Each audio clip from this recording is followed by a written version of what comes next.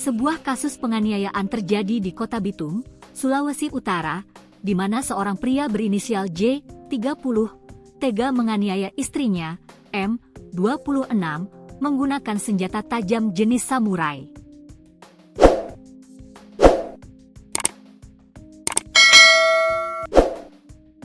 Peristiwa ini berlangsung pada Sabtu, 17 Mei 2025, sekitar pukul 00.30 WIB. Penganiayaan bermula ketika J menggelar pesta minuman keras di samping rumahnya.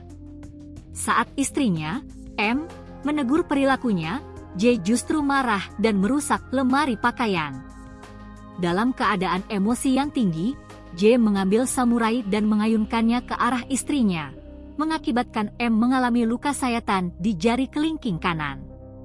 Setelah kejadian, M melarikan diri dan melapor ke Polres Bitung.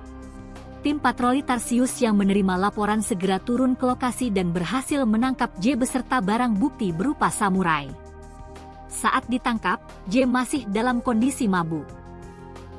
Kapolres Bitung, Ibtu Gede Indra Astiangga Pratama, menyatakan bahwa pelaku akan dijerat dengan pasal 44 Undang-Undang No. 23 Tahun 2004 tentang penghapusan kekerasan dalam rumah tangga serta pasal 2 ayat 1 Undang-Undang Darurat No. 12 Tahun 1951 terkait kepemilikan senjata tajam tanpa izin. Kami tidak mentoleransi segala bentuk kekerasan dalam rumah tangga. Korban berhak atas perlindungan hukum dan pelaku akan diproses sesuai aturan yang berlaku, tegasnya.